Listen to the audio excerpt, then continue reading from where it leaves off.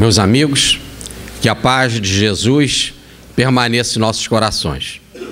Hoje eu quero falar sobre um tema estudado e desenvolvido por Allan Kardec no Céu e Inferno e na Revista Espírita. Principalmente na Revista Espírita, onde ele desenvolve com mais vagar o tema. É sobre dois personagens, o Luiz e a pespontadeira de botinas, ou melhor, aquela que costurava botinas. Eles tinham um romance e já estavam prestes a casar quando aconteceu um suicídio dito por amor. Então, o nosso objetivo é falar sobre os problemas morais, sobre as fraquezas espirituais que levam ao suicídio.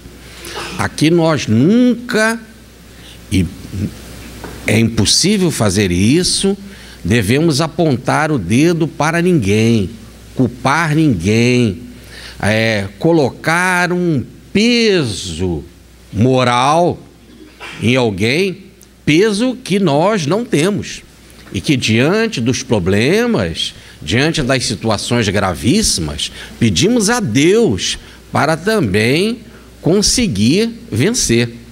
Então aqui não é uma palestra de reclamações, de trazer condenações, muito pelo contrário. É um estudo onde que nós vamos querer aprender a, antes de tudo, pelo exemplo desse casal, buscar defesa para a hora das nossas dificuldades na jornada evolutiva. Sempre quando eu falo de suicídio, eu tenho sempre muito cuidado e muito carinho. Essas entidades, já desde que a palestra foi marcada, muitos vêm aqui nos ouvir. Então merecem de nós toda a nossa vibração espiritual. Que essa palestra seja não só para a gente estudar, compreender, mas também para um serviço atencioso de caridade, espraiando energias de amor, de fé, de confiança para essas entidades, que merecem sempre muito, mas muito do nosso carinho. Nós costumamos sempre pintar o suicídio com as situações mais negativas possíveis, e é um erro gravíssimo. Ninguém nega isso. É um erro gravíssimo na jornada evolutiva. Mas é extremamente difícil de ser superado. Nós, às vezes, nos esquecemos que o suicídio, moralmente, é um vício. Olha essa palavra, vamos observá-la tecnicamente. Volto a repetir, o suicídio é normalmente um vício. Um vício como tão forte como o da droga, do álcool, da droga mais forte como uma cocaína. E quando uma pessoa que está envolvida com o alcoolismo em alto grau, ou está envolvida, por exemplo, com a cocaína, e ela diz, eu não vou fazer mais, qual é a possibilidade que a gente tem de acreditar nela, de que ela não vai fazer mais, que ela não vai beber mais? Não é isso? Uma pessoa que está envolvida, por exemplo, com a droga, com crack, agora nós fazemos parte de instituições que têm fazenda modelo para ajudar essas pessoas que estão com essa dificuldade com vício, né? Já há até muitos comprometidos organicamente. E a internação é de 9 meses numa fazenda, recebendo depois de um certo período de limpeza a visita dos familiares ali, ficam internados, recebendo apoio com psicólogos, apoio religioso, com toda a assistência. O índice é mais de 85% de chance de, quando sair, voltar à droga. Olha que coisa. E isso assim mesmo a gente fala 85 num luxo, assim, torcendo para dar certo. O vício também do suicídio. Raramente alguém está se suicidando pela primeira vez. Entenderam agora? Onde que eu quero usar a palavra vício? Raramente. Veja no caso da dona Ivone, né? Ivone do Amaral Pereira, a médium abençoada que nos trouxe o livro Memórias do Suicida, né? Como no caso dela, ela estava envolvida num ciclo há séculos de suicídio. Porque quando chega naquele momento, que é o teste, ele fraqueja.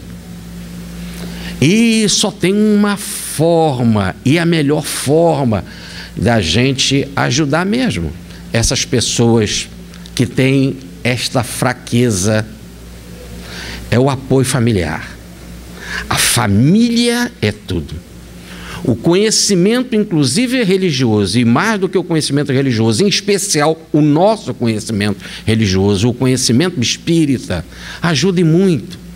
Mas não é apontando conhecimentos, porque muitos já sabem de tudo isso, mas é naquela hora da fraqueza que vem, do golpe, da provação, que vem a dificuldade. Então, é mais do que o conhecimento doutrinário. É pelo conhecimento doutrinário o apoio moral, a presença carinhosa. Então, nós temos que ter muito cuidado quando a gente fala essas coisas. Imagina fazer uma palestra pesada sobre suicídio, colocando as pessoas numa treva de forma desesperadora.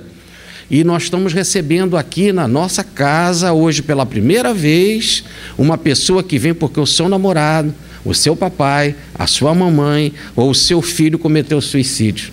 E a gente quase deixando sem solução o problema. Então precisamos ver assim, além de dizer que é algo muito grave, precisamos sempre trazer a coluna da misericórdia sempre presente, a justiça para quem está na função dela, e pode ser, no caso, como um apresentador de uma mensagem, como um palestrante, a justiça nunca pode ser exercida sem a misericórdia. Nunca. Tá certo? Vamos para um caso que a gente costuma dizer que é um caso mais light de suicídio, apesar de grave, que é o caso do nosso Luiz. Isso está na Revista Espírita de Allan Kardec, em setembro de 1858, e também no Seu Inferno, na segunda parte, no capítulo 5, mais desenvolvido na Revista Espírita. Muito bem. Aí nós temos, havia 7 para 8 meses que Luiz G. Kardec aí é extremamente generoso, né? Nada de colocar o nome da pessoa, nada de trazer a família para o cenário da imprensa e massacrá-la com comentários, né? Então, daí a abreviação. Havia 7 para 8 meses que Luiz G., oficial sapateiro, namorava uma jovem, Vitorine R., com a qual em breve deveria casar-se, já tendo mesmo ocorrido os proclamas do casamento. Esses proclamas eram feitos em 3 vezes nas escadarias do Palácio de Justiça da localidade, né? Se lia a documentação que as pessoas estavam ali querendo casar, né? E aí a sociedade poderia se manifestar. É o tal do tem alguém contra, né? Muito bem. Hoje nós temos muito mais fácil, com documentações, essa possibilidade de fazer o controle, né? Mas naquela época era assim. Então por isso que ele fala dos proclamas do casamento. Neste pé, as coisas consideravam-se quase definitivamente ligados e, como medida econômica, diariamente o Luiz vinha, né? Quer dizer, o sapateiro, almoçar e jantar na casa da noiva. Então, repare que todos os dois trabalhavam nesta área, não tinham muito dinheiro, né? Podemos dizer assim que era de uma classe média mais baixa, E ele, então, para economizar, almoçava e jantava ali na casa da noiva, preparando-se para casar. Quarta-feira passada, fazendo as contas, Allan Kardec não diz, né, a data precisa, mas fazendo as contas, no dia 31 de março de 1858, ao jantar, sobreveio uma controvérsia a propósito de qualquer futilidade. As pessoas discutem por muita coisa, às vezes pode estar discutindo sobre futebol, discutindo sobre o paladar de uma comida, se prefere mais ou menos passado, por exemplo, um bife. Coisas fúteis. E, obstinando-se os dois nas suas opiniões, cada um ficou rígido na sua opinião, foram as coisas a ponto de Luís abandonar a mesa, protestando então que não voltaria mais ali. Briguinha de namorado, né? Esses trem, ou essas coisas acontecem toda vez, né? Sempre, constantemente, né? Esse negócio de encontro de alma gêmea, isso é uma raridade, não é assim? No dia seguinte veio a pedir perdão. A noite é boa conselheira. E, colocando a cabeça no travesseiro, refletiu: poxa, ela é minha vida, eu quero casar com ela. Pô, por causa de quê? Brigar por causa disso? Vou lá, né? Mas a moça recusou-se a reconciliar-se. Nem protesto, nem lágrima, nem desespero puderam demovê-la. Dias ainda se passaram, esperando que a sua amada fosse mais razoável. Resolveu fazer uma última tentativa. Chegando à casa da moça, bateu, mas a porta permaneceu fechada. Novas súplicas, novos protestos não ecoaram no coração de sua pretendida. Não abro, não abro, não abro. Como no amor, ser preparado para casar, pelo menos não vai colocar as coisas em cima, as claras, né? Sobre a mesa. Como fugir assim de uma relação? Adeus, cruel, exclamou o pobre moço, do lado de fora. Adeus sempre, adeus para sempre. Trata de procurar um marido que te estime tanto quanto eu. A moça ouviu um gemido abafado e logo após um baque. Pelo silêncio que se seguiu, a moça julgou que Luís se assentara à soleira da porta e protestou a si mesma não sair enquanto ele ali se conservasse. Ela achou que aquele barulho foi, ele se jogou ali para sentar no chão da porta, na soleira da porta, que não ia sair dali, ela achava que era isso, não abriu também a porta. Decorrido um quarto de hora, é que um locatário, passando pela calçada, gritou e pediu socorro. Os vizinhos chegaram. A senhorita Vitorine soltou um grito ao perceber o noivo estendido no chão, pálido e inanimado. Todos se apressaram em socorrer. Logo perceberam que era inútil. O desgraçado, a palavra desgraçado é técnica. Des é tirar, né? Posição contrária à graça. A graça no Evangelho, principalmente na filosofia de Paulo, é a manifestação do Espírito de Deus. Quer dizer, a pessoa estava longe das vibrações divinas, né? Das bênçãos divinas. O desgraçado enterraram uma faca no coração e o ferro ficou gravado na ferida. Muito bem. Aí está o jornal, que isso foi publicado, o Le Siècle, da onde Allan Kardec tirou essa informação, porque Allan Kardec leu a informação no jornal e resolveu refletir sobre isso. Mas uma coisa fútil, uma briga fútil, terminar assim, Kardec, lendo o jornal, resolve refletir. E diz assim: esse fato, que se encontra no século de 7 de abril de 1858, uma quarta-feira, despertou-nos a ideia de dirigir a um espírito superior algumas perguntas sobre as consequências morais do fato.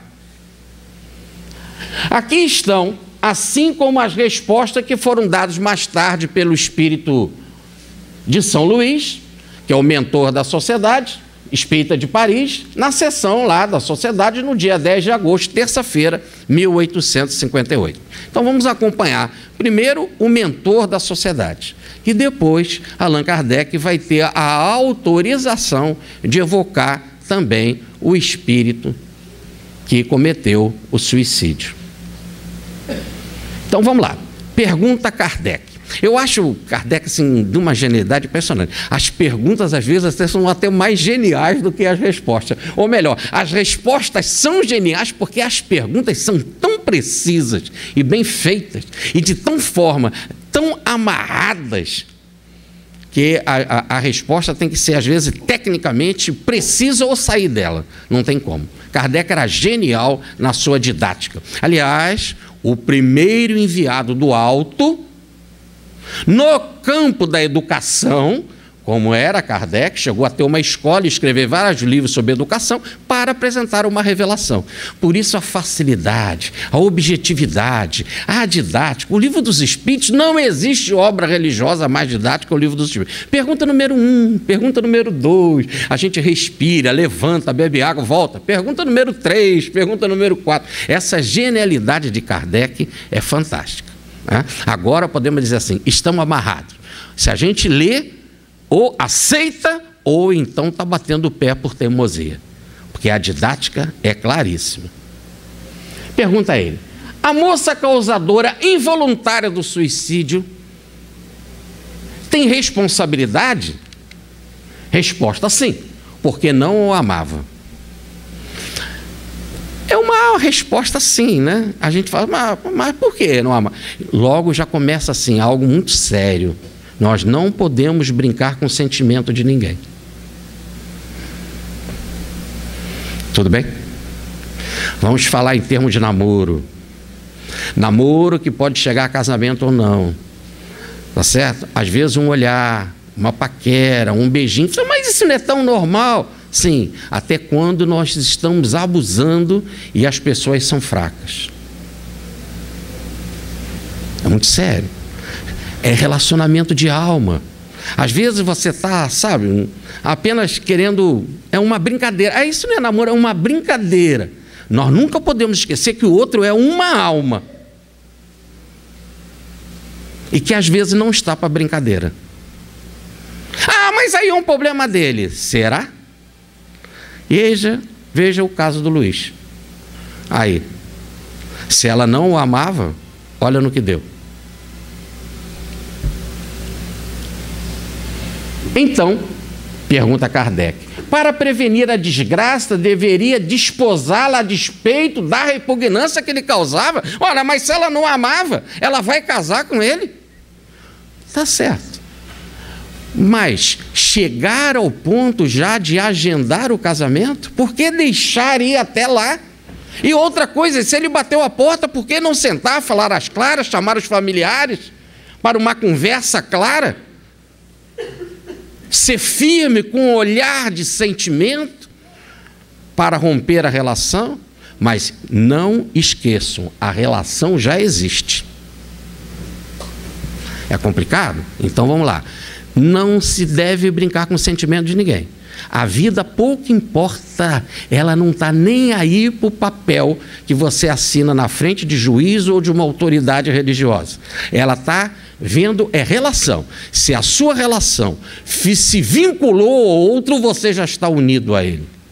E anota, nunca mais você se separará. Ou vai ficar unido pela lei de causa e efeito, tendo que reparar, ou vai ficar unido pelo amor. Unido para sempre. Nunca mais ninguém deixa ninguém.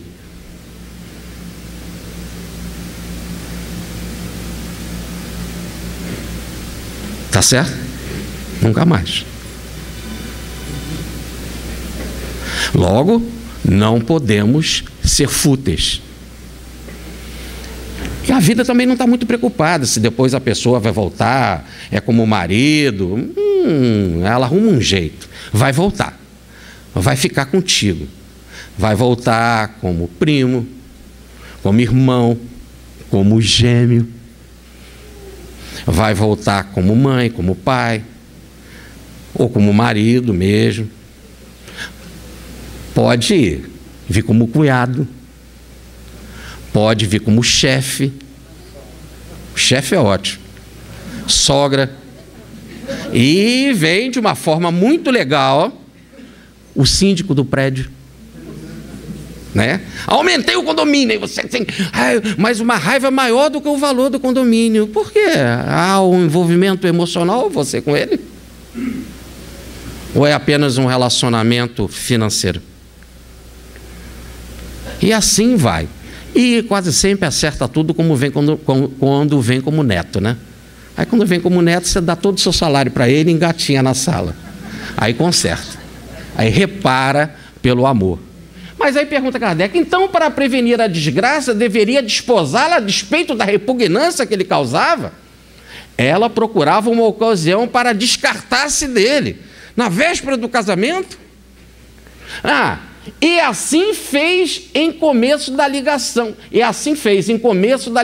O que viria a fazer mais tarde. Quer dizer, não tem jeito, ela botou na cabeça que ela não queria ele. E que ela aproveitou aquela situação. Mas se não alongasse e fosse para o casamento, lá no casamento ela também ia arrumar um jeito para sair fora da relação.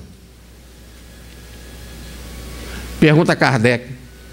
Isso é o mentor falando. Então o mentor faz a leitura por dentro das almas, né? Fala com conhecimento de causa. Pergunta o Kardec. Neste caso, a sua responsabilidade decorre de haver alimentado sentimentos dos quais não participava e que deram resultado ao suicídio do moço? Ela alimentou sentimentos? Ora, quem marca casamento não está alimentando sentimento? O seu noivo vai todo dia na sua casa almoçar e jantar, você não está alimentando sentimento? A resposta é curta. Não é grossa porque é de mentor da sociedade, mas é curta e objetiva. Sim, exatamente. 4. Mas então essa responsabilidade deve ser proporcional à falta? E não tão grande como se consciente e voluntariamente houvesse provocado o suicídio. Ela não fez de forma consciente, ela não sabia que ele ia suicidar. Então deve ser proporcional à falta apenas de não amar e de não querê-lo, ou melhor, de brincar com o sentimento dele? Resposta é evidente.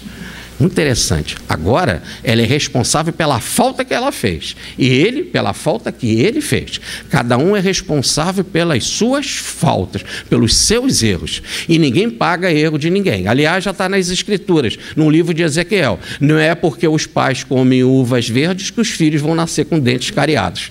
Mais precisão do que essa na Bíblia, impossível para a lei de causa e efeito.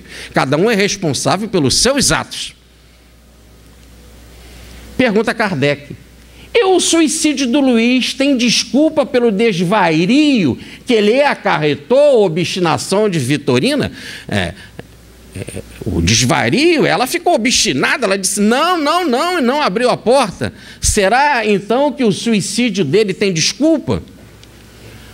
Resposta. Sim. Pois o suicídio oriundo do amor é menos criminoso, não está dizendo que não é criminoso, mas é menos criminoso aos olhos de Deus do que o suicídio de quem procura libertar-se da vida por motivos de covardia. Tá certo? Aqui nós estamos num ato grave, o suicídio por amor. Muito, muito, muito mais grave. O covarde que não quer encarar outros problemas da vida. Vamos dar alguns exemplos depois, mais forte ainda, dessa gravidade do suicídio. Agora na nossa próxima lâmina. Kardec vai fazer uma observação, porque essa resposta é extremamente técnica, colocando o grau de responsabilidade no suicídio, o grau de culpabilidade, separando o suicídio por amor do que aquele que quer se afastar pela covardia da vida. Dizendo que este suicídio é menos criminoso, mas não quer dizer que não é criminoso. Dizendo que este suicídio é menos criminoso aos olhos de Deus, significa que a criminalidade, embora em menor grau,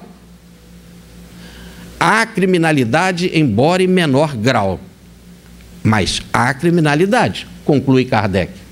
A falta consiste na fraqueza, que ele não soube vencer. Era, sem dúvida, uma prova que o sucumbiu. Aí está a prova. Qual é a prova que ele tinha de passar pela vida, que é a tal do vício que nós falávamos no início da palestra? A prova de ser rejeitado. E é este momento que ele precisava de força para vencer.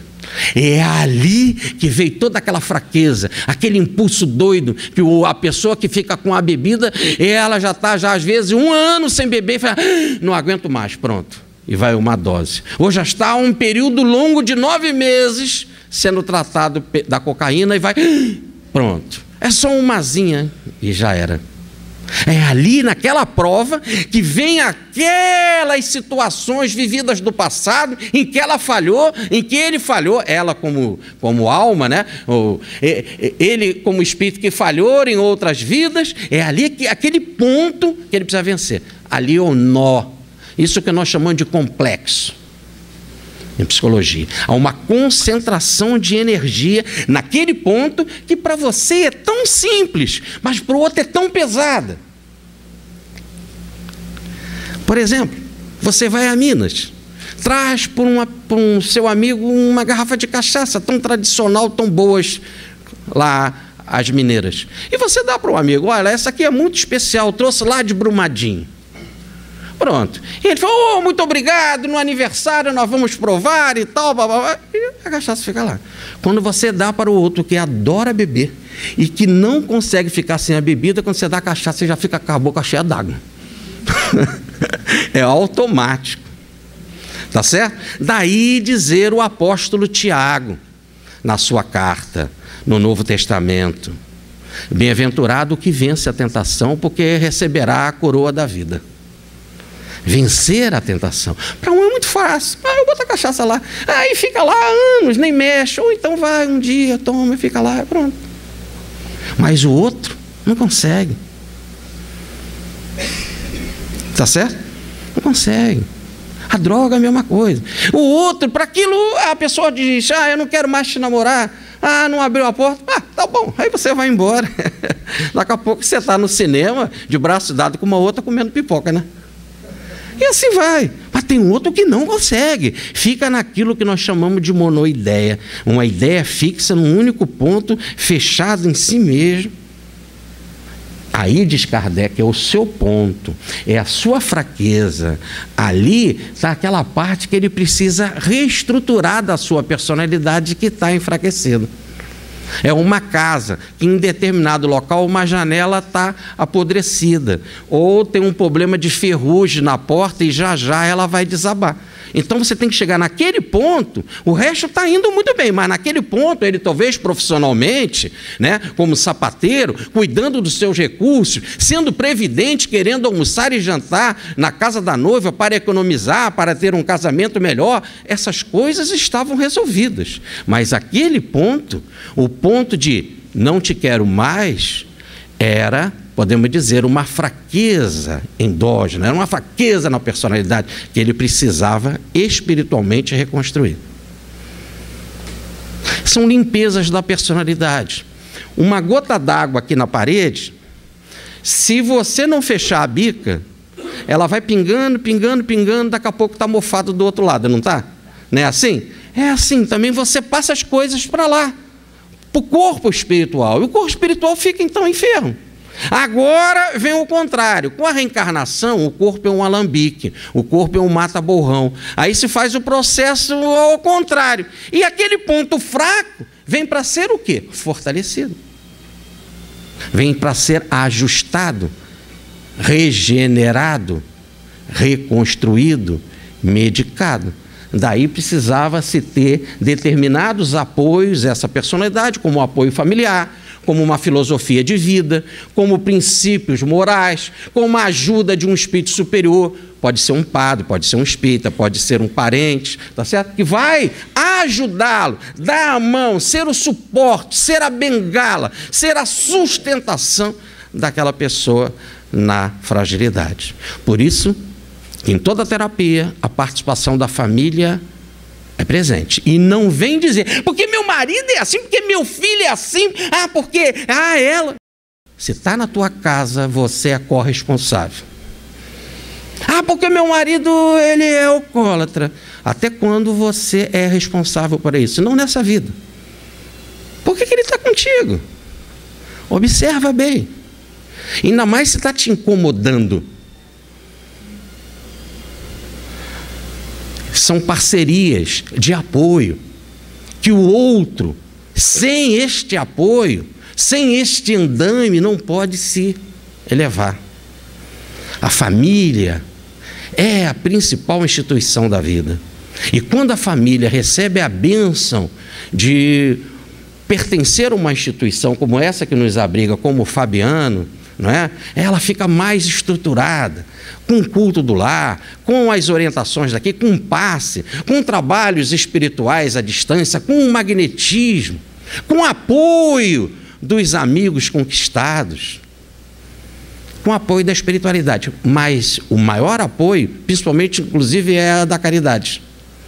Quando você começa a fazer caridade, e a caridade chega àquele que tem fome, a caridade chega no presídio, a caridade chega no hospital, chega no manicômio, aquelas mães, aqueles espíritos amigos de lá que estão querendo ajudar na recuperação dos seus, vão ser agradecidos a você, porque você distribuiu às vezes uma sacola, visitou, deu um passe, levou um medicamento, e vão estar do seu lado. E eles são especialistas em problema, o que nós não somos.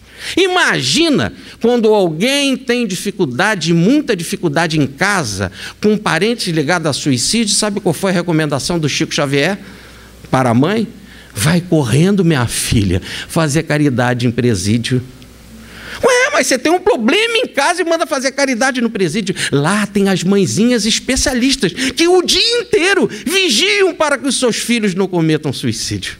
Elas são especialistas, elas conhecem os caminhos, os atalhos, da onde a pessoa vai cair. E você ajudando o filho dela, levando medicamentos, levando alimento, levando a sua presença, levando a palavra, elas vêm loucas, agradecidas, para te sustentar nos seus problemas. No fundo, como diz o professor Pietro Baldi, é uma unidade coletiva, uma grande engrenagem que funciona a favor do bem. Basta que a gente entre nessa engrenagem e que as nossas dificuldades são ajudadas por essas bengalas de apoio, que são tantas e tantas entidades que estão aí, encarnadas e desencarnadas, para colaborar conosco.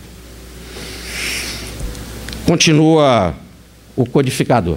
Ora, os Espíritos ensinam que o mérito consiste na luta contra as provas. Aí está o mérito. Bem-aventurado o que vence a tentação, diz Tiago, porque receberá a coroa da vida, que são a própria essência da vida terrena.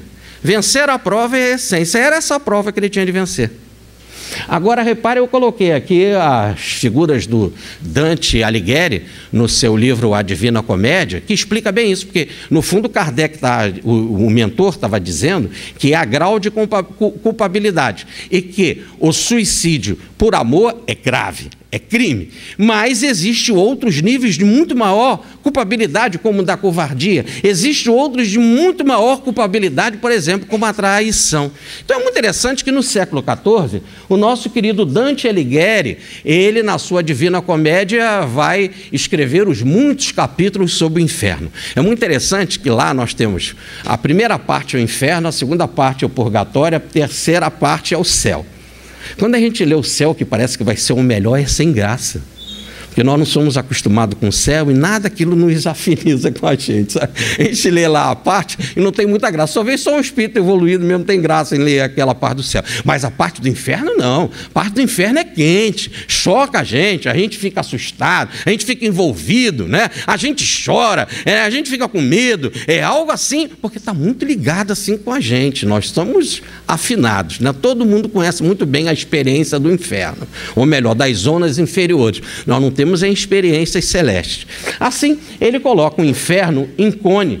Num cone com várias camadas. São 9 camadas. A camada mais superior é onde que estão os criminosos, porque eles estão no inferno, mas de nível mais alto. Ou melhor, em que a pena é mais leve.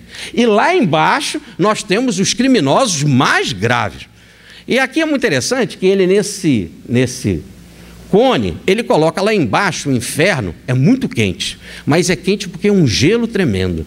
É tão gelo, que não é gelo seco, né? Às vezes é melhor tu botar a mão no fogo do que o gelo seco. Ficar com ele muito tempo, queima, que é uma coisa. E é pior que você vai ficando no início, não dói tanto, né? Mas depois incomoda, que é uma coisa louca. E é muito interessante ele colocar o tal do que queima como fogo, de tão frio chega a queimar, para dizer que realmente nós estamos num local em que não há amor, né? O que há é essa parte fria, vazia, daquilo que é a coisa mais quente e generosa, que é o amor. Então, lá embaixo no cone, ele coloca o maior crime, e para ele o maior crime é a traição. E na poesia do século XIV, ele coloca assim: quais são os maiores criminosos da humanidade? Então ele vai colocar lá embaixo Lúcifer, porque esse traiu Deus e queria ser melhor do que Deus, tomar o céu para ele. Então ali está. E por que é frio? Porque ele tem as asas, ele fica batendo as asas, porque ele era anjo que caiu, então ele bate as asas, então faz aquele vento frio, então fica tudo ali muito congelado, né? Muito bem. Hoje nós sabemos que o espírito nada mais é do que matéria congelada. Olha, Dante já sabia dessas coisas. Um outro que está ali é Brutus. Brutus matou o pai, César pelas costas. Matar o pai é algo grave.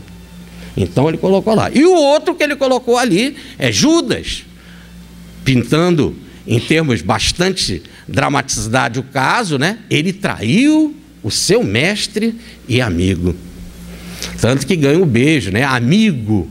Jesus, amigo, aqui vieste. Então ele coloca ali. Então repare que Dante coloca nesse grau de culpabilidade, no 9º grau, mais baixo, os erros pela traição. E no ponto mais alto, erros também, crimes, tanto que estão na parte infernal, ou melhor, nas zonas trevosas ou umbralinas, mas ele coloca os erros por amor. E é interessante que ele vai lá, ele vai entrevistando essas personalidades, que nem o livro do André Luiz, os livros de André Luiz, só com o colorido do século XIV. Ele vai entrevistando os personagens, cada um vai contando por que está ali, naquele nível. Então tem os que sofrem por amor, erraram por amor, e tem aqueles mais graves. Repare que no meio do caminho tem aqueles que costumam usar do dinheiro de Deus para levar uma vida fácil. Olha que coisa, vender as coisas divinas. Mas esses não são tão graves, mas estão lá pelo 5º inferno, né? O 5º grau. Mas não é tão grave como aquele de trair o pai pelas costas, né? De trair um amigo. Então ele vai botando o grau de culpabilidade, que no fundo é isso que o Espírito São Luís estava dizendo para Allan Kardec. O caso dele é grave, é um crime, mas existem outras situações mais graves, como a covardia de não querer encarar a vida. Kardec resolve aprofundar isso, né? Então ele vai conversar com o espírito Luís G, né? Evocado mais tarde, foram feitas as seguintes perguntas: que julgas da ação que praticaste? Resposta: Vitorine era uma ingrata. A gente adora falar mal dos outros, né? Ele, em vez de falar da fraqueza dele, ainda está ali falando da Vitorine como ingrata, né? Entenderam agora porque fica ligado para sempre? Porque eu não estou mais com ele, mas se ele está contigo, você está ligado. Ou não? Entenderam? Aí você fica ligado. Por isso que não ter as obsessões. Olha a obsessão. O cara é meu inimigo de 300 anos. Aí está ligado. Olha lá, ele continuou achando que ela era uma ingrata e falando dela. E já tinha desencarnado. E sabia que havia desencarnado. Olhe bem. Vitorine era uma ingrata e eu fiz mal em suicidar-me por sua causa. Quer dizer, ela não merece um suicídio, mas a pergunta que se faz: há alguma coisa que mereça suicídio?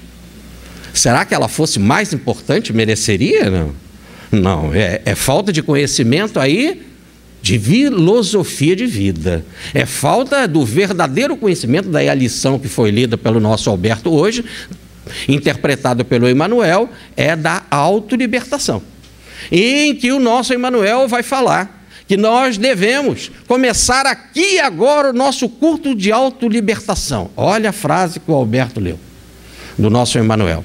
Precisamos começar aqui e agora o nosso curso de autolibertação, aprendendo a viver com todos e sem ninguém, com tudo e sem nada.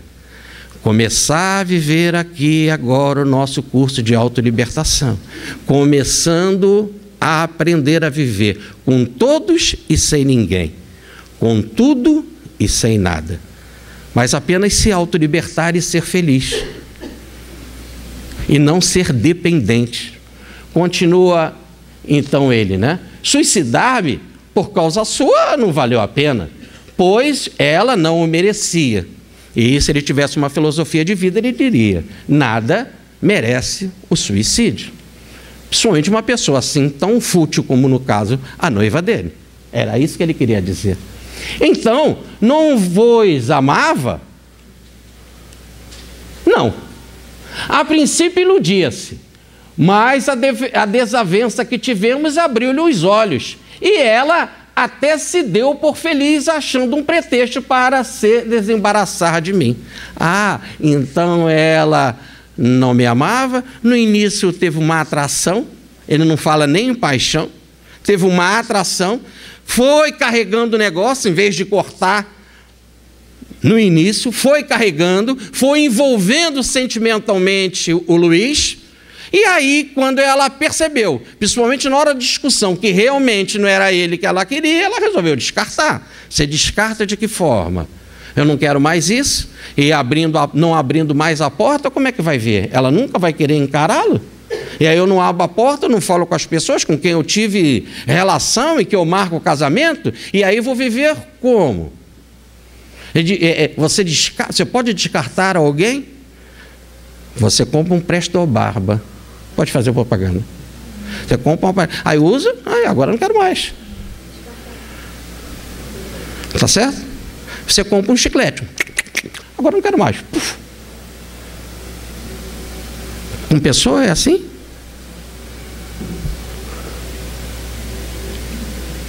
Pergunta Kardec a ele: e o vosso amor por ela era sincero? E você, a amava? Resposta: paixão somente. Creia. Pois se o amor fosse puro, eu me teria poupado de lhe causar um desgosto. Lindíssimo. Espetacular. Sem dúvida ajudado por São Luís para dar uma resposta assim tão profunda. Quem ama não quer dar desgosto para ninguém. Quem ama não quer dar desgosto para ninguém. Apesar de todas as nossas rebeliões, Deus nos colocou aqui na terra, nos ama e todo dia dá um show de pôr do sol. Mas também, quando é de manhã, nunca tem uma manhã igual. Ele nos ama tanto que nem se repete. E apesar da gente ser assim teimoso, e adorar fazer guerra, e adorar trazer problema, ele nos dá um mar inesquecível.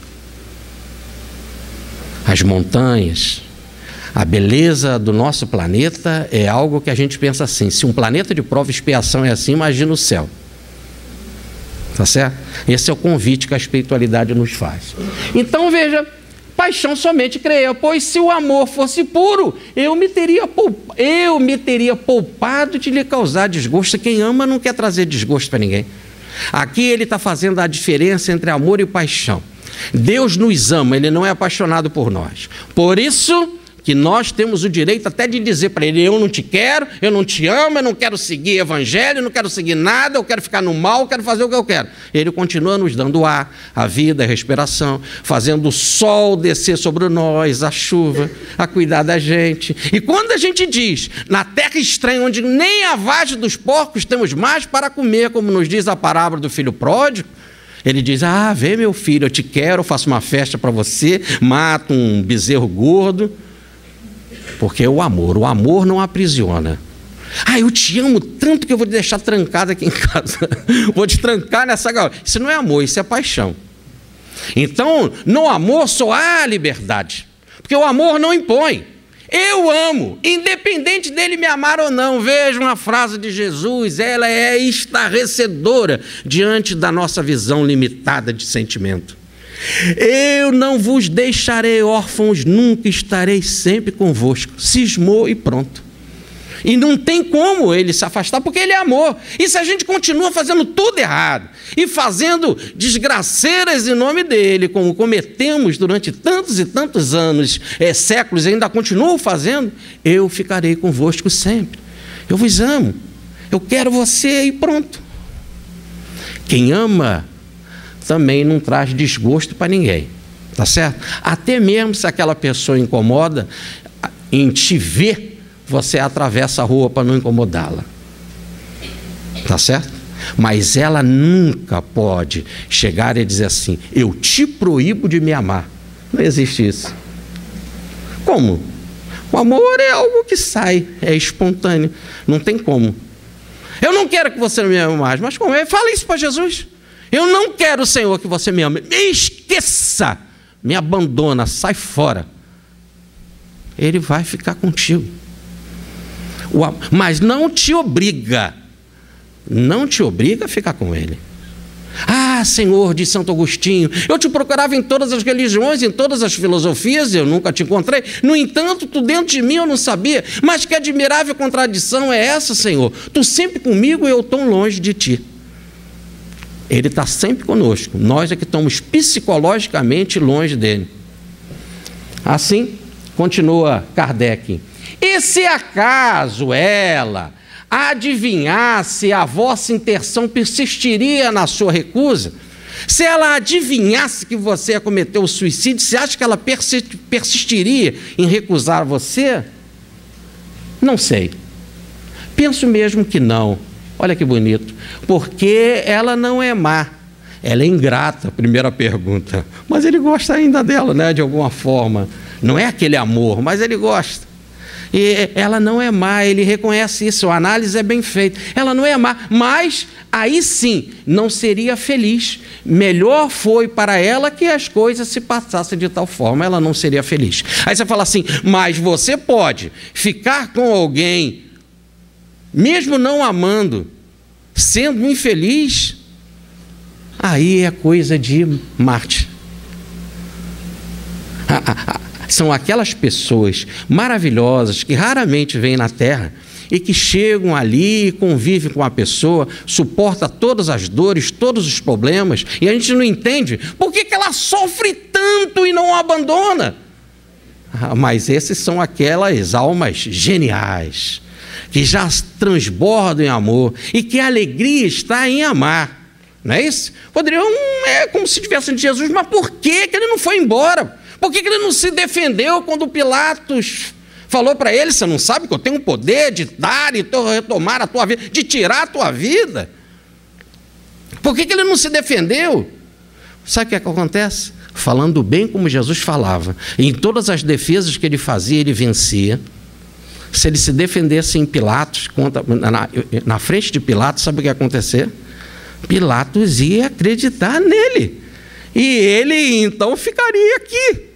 Espírito bom, espírito superior, espírito puro, não quer ficar aqui. Essa que é a visão distorcida que nós temos dos fatos. Se ele se defendesse, estaria aqui até hoje. Mas a ideia é que não queria, porque o objetivo dele é: deixei a minha mensagem. Mas a visão, a ótica é completamente diferente. Aí nós estamos tendo a visão pelo evoluído, não no nosso caso, pelo involuído.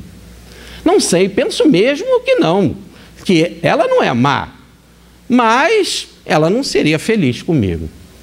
Pergunta então Kardec: batendo-lhe a porta, tinha já a ideia de vos matar, caso se desse a recusa? Quer dizer, você já foi lá predestinado a cometer o suicídio se ela não abrisse a porta para você? Não. Em tal não pensava, porque também não contava com a sua obstinação. Eu achava que ela ia abrir a porta. Foi somente à vista desta que perdi a razão. Então ele não foi lá para se matar. Não é um crime premeditado. Na hora que a porta não abriu, aí estava o ponto da sua fraqueza ser recusado dessa forma. Então, se matou. Por isso que diz a entidade, é crime mais pela sua fraqueza, é crime, mas não naquele alto grau, como por exemplo da covardia da vida e do crime da traição. Pergunta Kardec: parece que não deplorais o suicídio, senão pelo fato de Vitorine ou não merecer. É realmente o vosso único pensar? Quer dizer, você acha que realmente o problema do suicídio foi só porque ela não te aceita? É isso? Esse é o único problema? A única situação desagradável que você vê no suicídio foi isso? Resposta dele: olha como já estava num processo de transformação. Neste momento, sim. Nesse momento eu penso assim. Estou ainda perturbado. A desencarnação me perturbou. A figura-se me está ainda à porta, que estava presa à porta dela. Ficou claro que ninguém deixa ninguém. Agora? Aí eu não te quero mais. Fica preso à porta. Fica pelo pensamento. E por quanto tempo? Por enquanto que há energia do pensamento. Conquanto também experimente outra sensação que não posso definir. Então já tem isto. Estou perturbado, por enquanto eu acho que eu cometi o suicídio e foi por causa dela. Eu estou perturbado, eu me sinto preso à porta, eu não consigo sair dessa imagem de estar preso à porta dela, mas há uma outra coisa que já está mexendo comigo. Há uma outra situação de culpa que já está mexendo comigo, mas que ele não conseguia definir ainda direito. Pergunta Kardec: chegareis a compreendê-la mais tarde? Essa outra coisa, que é mais importante do que isso? Eu cometi um suicídio assim, dessa forma, por causa dela. Qual é esta outra coisa? O que está por trás? Sim, eu vou perceber isso depois, quando estiver livre dessa perturbação, de me encontrar agarrado àquela porta. Fiz mal, deveria resignar-me. Agora ele compreendeu. Deveria resignar-me ao abandono. Fui fraco e sofro as consequências da minha fraqueza. A paixão cega o homem a ponto de praticar loucuras. E, infelizmente, ele só a compreende bastante tarde. E, às vezes, no caso dele, tarde demais. Esse é o ponto. Mas ele ainda não conseguia pensar neste ponto. Qual era o ponto maior? Eu tinha de ser resignado. Eu tinha de saber suportar as provas, para eu me fortalecer naquele ponto em que era fraco. E agora, perturbado, eu só me vejo na porta e pensando ali, na ingrata, no suicídio, num problema sério, grave, mas não o mais importante, que é refletir sobre a natureza das provas e o problema do seu fortalecimento espiritual. Por fim, pergunta Kardec: depois que tendes um desgosto, dizeis que tendes um desgosto. Qual é? Um que está por trás, de tudo. Fiz mal em abreviar a vida. Agora eu compreendo que a vida tem um planejamento. E a doutrina nos explica que a gente entra aqui e sai daqui dentro de um planejamento. Não deveria fazê-lo. Era preferível tudo suportar a morrer antes do tempo. Olha os princípios doutrinários. Sou, portanto, infeliz, sofro, e é sempre ela que me faz sofrer. Voltou para o ponto inicial, a ingrata. Parece-me estar sempre à sua porta, mas não falemos nem pensemos mais nisso. Isso me incomoda muito. Adeus, fui. Tchau, Kardec. Eu não posso mais, eu fico incomodado. Eu só me sinto ali na porta, vendo-me diante dela, da ingrata. Está fechado no ciclo de suas próprias fraquezas. Mas ele já reconhece que ele tem uma vida mais ampla, maior, ele precisa vencer, ele precisa ser resignado, fortalecer as suas fraquezas. Muita paz, fica com Deus, me inclua nas orações de vocês.